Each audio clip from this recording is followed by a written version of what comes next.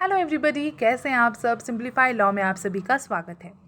इससे पहले के सेशंस में हमने जुडिशियल प्लान ऑफ 1787 को डिस्कस किया हुआ है, 1790 भी डिस्कस हो चुका है। अगर आपने उन वीडियोस को अभी तक नहीं देखा है तो प्लीज़ देख लीजिएगा। उन वीडियोस के लिंक आपको इस वीडियो के डिस्क्रिप्शन बॉक्स के कमेंट सेक्शन में मिल जाएगी, तो प्लीज़ चेक कर लीजिएगा। इस सेशन की शुरुआत करने से पहले आप सभी से रिक्वेस्ट है कि अगर आप इस चैनल पर नए हैं तो प्लीज़ इस चैनल को सब्सक्राइब कर दीजिएगा, बेल आइकन प्रेस करना ना भूलें ताकि मेरे वीडियोज़ की नोटिफिकेशन सबसे पहले आप तक पहुँच सके। चलिए शुरू करते हैं हमारा आज का ये सेशन, जुडिशियल प्लान ऑफ 1793। देखिए, जो कुछ भी गलतियां हुई थी लॉर्ड कॉर्नवालिस के द्वारा जुडिशियल प्लान ऑफ 1787 में या 1790 में, उन गलतियों को सुधारने की, उन डिफेक्ट्स को इम्प्रूवाइज करने की कोशिश जो है यहाँ पे इस प्लान के अंदर लॉर्ड कॉर्नवालिस ने की है। तो सबसे पहला रिफॉर्म जो यहाँ पे लाया है लॉर्ड कॉर्नवालिस के द्वारा, तो वो ये है कि separation of executive and the judiciary. Separation of executive and judiciary की बात जो है ये 1790 के प्लान में भी आई हुई थी। इस प्लान में क्या है ये देखते हैं। देखिए, separation of executive and judiciary, the powers vested in the collector were administrative and judicial, as he was also in charge of the collection of revenue and for deciding the cases arising out of revenue matter। देखिए, पहले जो था क्या था, administrative and judicial दोनों powers ना collector के पास दे दी गई थी। ठीक है, वो क्या करता था, एडमिनिस्ट्रेटिव रोल वो as a in-charge role play करता था रेवेन्यू कलेक्ट करने के लिए, और साथ ही में रेवेन्यू मैटर्स में जो कुछ भी डिस्प्यूट्स अराइज होते थे उन डिस्प्यूट्स को सॉल्व करने का काम भी ये कलेक्टर करता था, यानी कि रेवेन्यू कोर्ट में एज अ जज करके प्रिसाइड करता था। तो यहाँ पे जो है इस प्लान के अंदर कलेक्टर को सिर्फ कलेक्शन ऑफ रेवेन्यू तक ही सीमित कर दिया गया है। यहाँ पे उसका एज अ जज या as a presiding officer judiciary में किसी भी तरह का रोल नहीं होगा, चाहे फिर वो रेवेन्यू मैटर हो या कोई और मैटर हो। ठीक है, यहाँ पर सिर्फ उसे एडमिनिस्ट्रेटिव रोल तक ही सीमित कर दिया गया है। कलेक्टर को सिर्फ यहाँ पर रेवेन्यू कलेक्शन पे ध्यान देना है, बाकी किसी चीज़ में नहीं। ठीक है, आगे देखते हैं। माल अदालत फॉर अबॉलिश। देखिए, माल अदालत यानी कि रेवेन्यू कोर्ट्स, ठीक है, जो कि एक्सक्लूसिवली जो है रेवेन्यू मैटर्स को ट्राई करते थे, रेवेन्यू मैटर्स से डील करते थे, और इन रेवेन्यू कोर्ट्स को प्रिसाइड करता था कलेक्टर, यानी एज अ जज वो रोल प्ले करता था कलेक्टर, जैसे मैंने आपको पहले बताया, जो कि अब इस प्लान के अंदर अबॉलिश कर दिया गया है। अब जो भी पावर्स थे रेवेन्यू कोर्ट्स के, जो भी पेंडिंग सूट्स थे रेवेन्यू कोर्ट के, इन सभी बातों को, यानी पावर्स को रेवेन्यू कोर्ट्स के यानी जो पेंडिंग सूट्स हैं रेवेन्यू कोर्ट्स के, इन्हें अब ट्रांसफ़र कर दिया गया है मुफ्यूसल दीवानी अदालत के।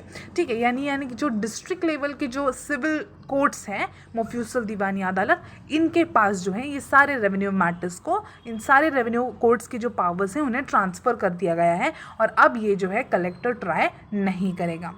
थर्ड देखिए क्या है, reform executive subjected judicial control. Governor general and इस काउंसिल जो है, इन्हें जुडिशियल कंट्रोल इन पर लगा दिया गया है। यानी अगर गवर्नर जनरल या उसका काउंसिल अगर किसी भी तरह का रॉन्ग एक्ट कमिट करेगा उनके फंक्शंस में या किसी भी तरह में, उनके एडमिनिस्ट्रेशन में अगर उनसे कोई रॉन्ग एक्ट्स होते हैं, तो यहाँ पे उन्हें ट्राई भी किया जाएगा, उन्हें पनिश भी किया जाएगा दीवानी अदालत के द्वारा। ठीक है, यानी उनकी जो एक्शंस हैं, उनके जो एक्शंस हैं वो आर्बिट्ररी नहीं रहेंगे, वो जो है अपनी मन मर्जी के हिसाब से अपनी मनमानी नहीं कर सकते हैं।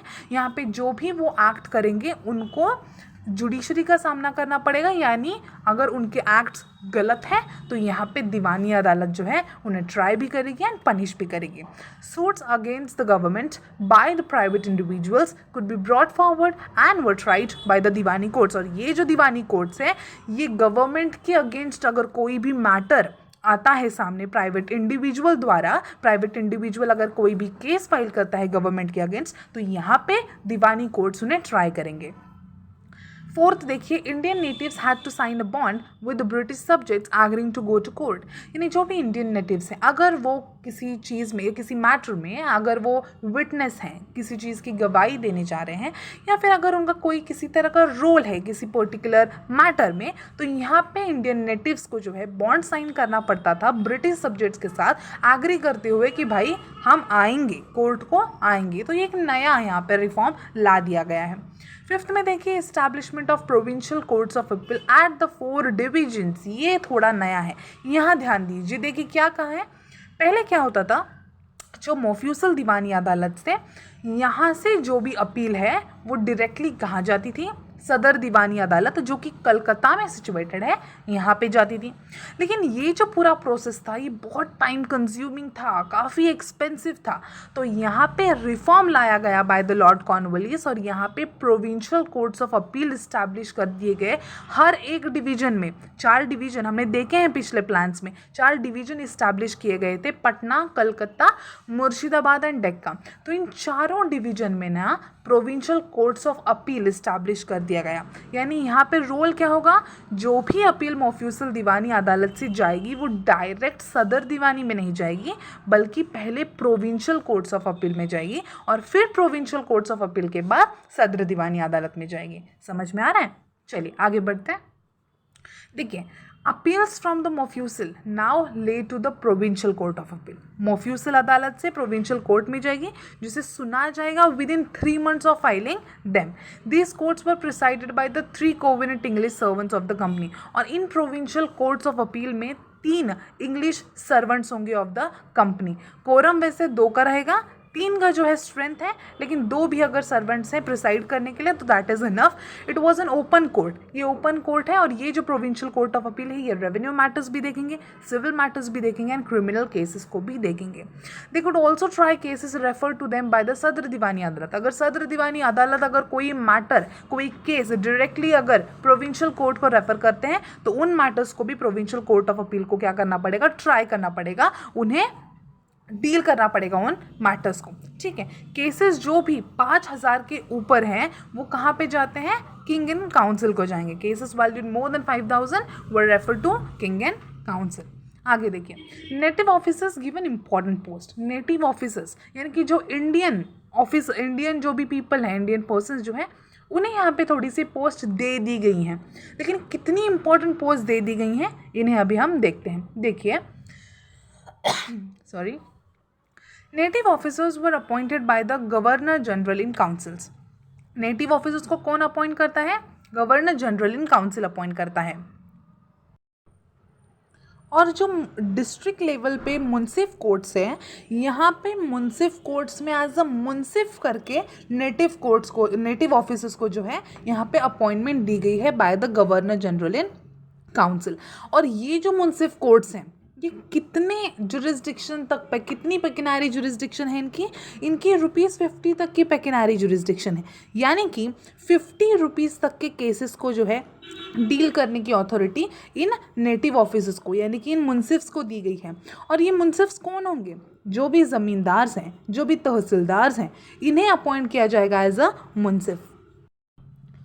और जो भी पर्सनल लॉज हैं, हिंदूज़ की जो भी पर्सनल लॉज है, मुस्लिम्स के जो भी पर्सनल लॉज हैं, वो यहाँ पे एप्लीकेबल होंगे उनके रिलीजन के हिसाब से।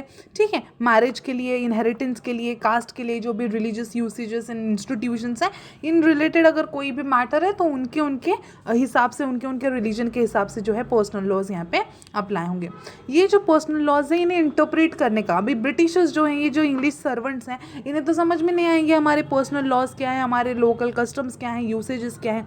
तो इन्हें इंटरप्रेट करने का काम ये नेटिव ऑफिसर्स का रहेगा। ये जो नेटिव ऑफिसर्स हैं ये असिस्ट करेंगे कोर्ट्स को पर्सनल लॉज को बताने के लिए, इंटरप्रेट करने के लिए कि किसका कितना इंपॉर्टेंस है, किसको कहाँ पे किस हद तक अप्लाई करना ज़रूरी है, इन सब चीज़ों के लिए। ठीक है, आगे देखें, सदर दीवानी अदालत।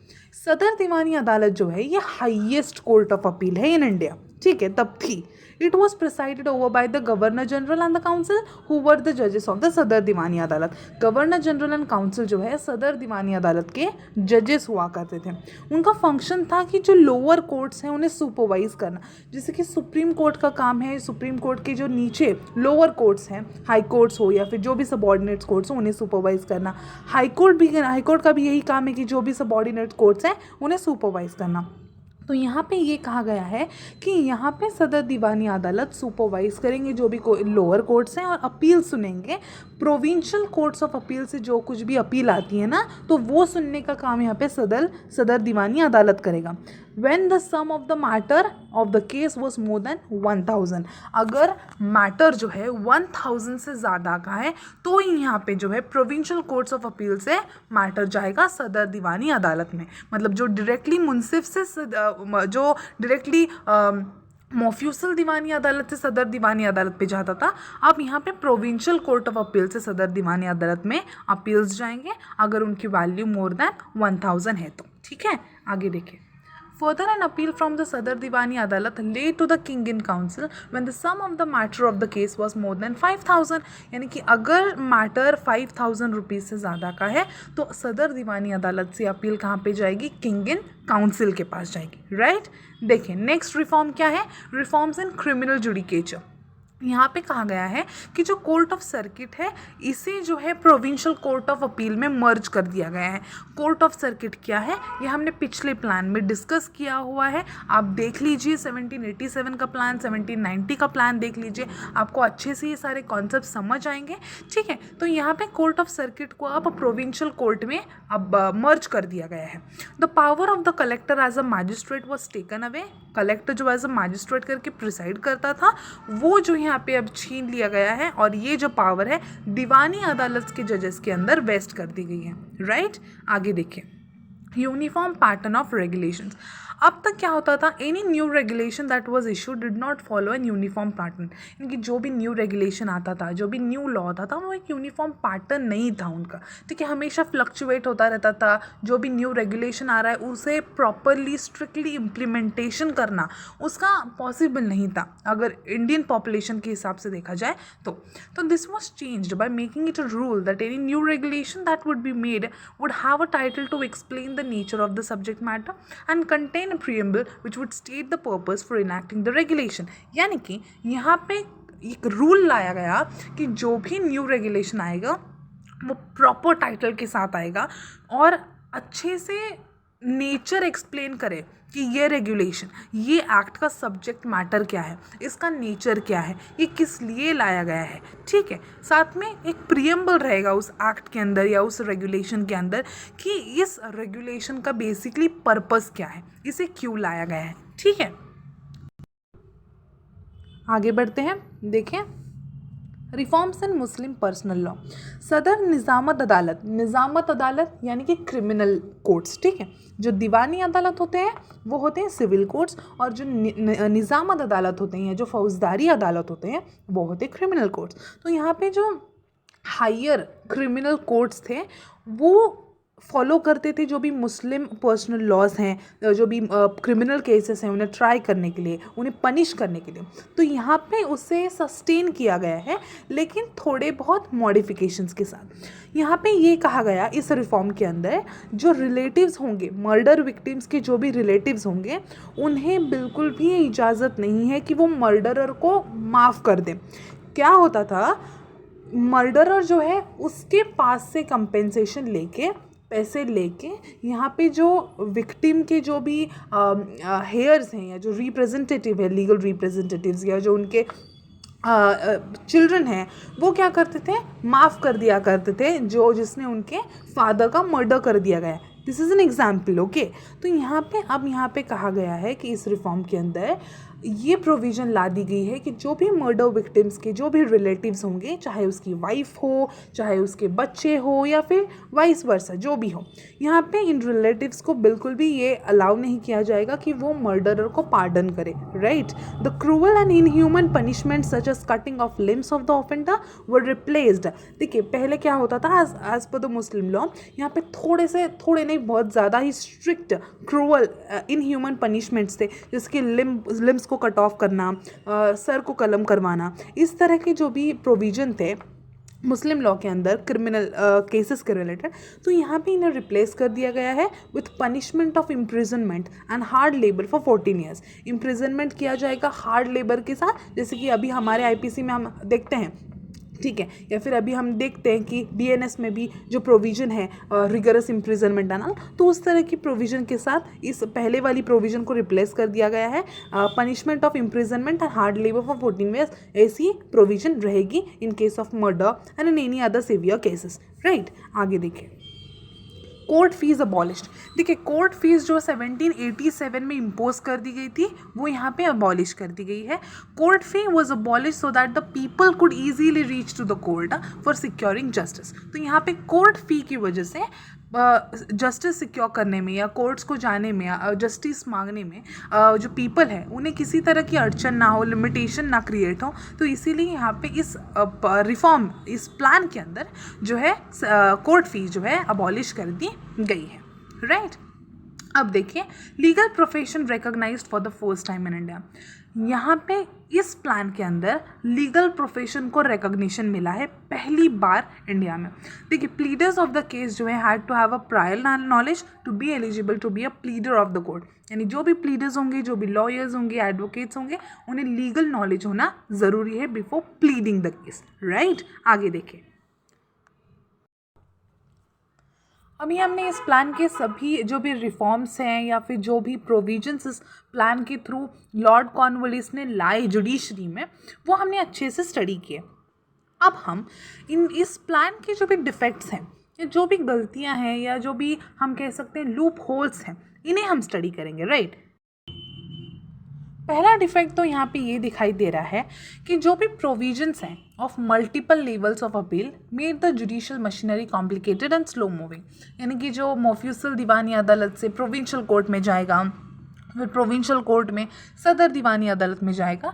तो यहाँ पे ऐसे कहा गया है क्रिटिक्स के द्वारा कि ये जो मल्टीपल लेवल्स ऑफ अपील्स की सिस्टम जुडिशरी में ला दी गई है, इसकी वजह से जो है कॉम्प्लिकेटेड हो रही है प्रोसीजर और स्लोली मूव कर रही है।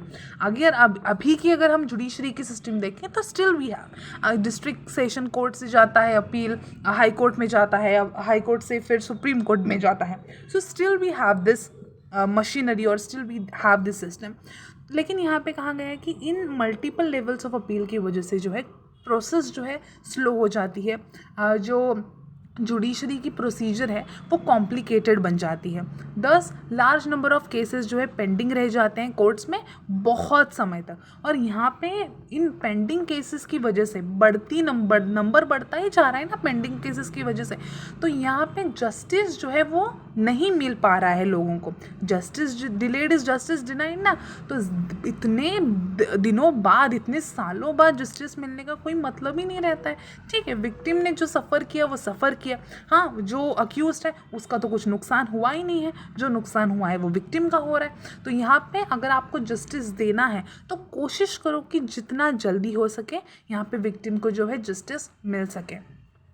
Indians were totally excluded from the judiciary except at a very low level of munsif। यहाँ पे कहा तो है रिफॉर्म के अंदर कि यहाँ पे नेटिव्स का जो है, इंडियन नेटिव्स का इंट्रोडक्शन कर दिया गया है जुडिशरी में। लेकिन आपने नोटिस किया होगा कि यहाँ पे इंडियंस को सिर्फ लोअर लेवल यानी जो मुंसिफ कोर्ट्स हैं वही तक सीमित रखा है। उन्हें इम्पॉर्टेंट पोस्ट या जो हायर पोस्ट है वहाँ पे नहीं उन्हें इम्पॉर्टेंस दी गई है, वहाँ पे उनका इंक्लूजन नहीं हुआ है। वहाँ पे जो है ब्रिटिशर्स, वहाँ पे इंग्लिश सर्वेंट्स हमें दिखाई देते हैं। ठीक है, आगे देखिए, Cornwallis was of a belief that the Indians were unworthy of holding any position of responsibility because of their character।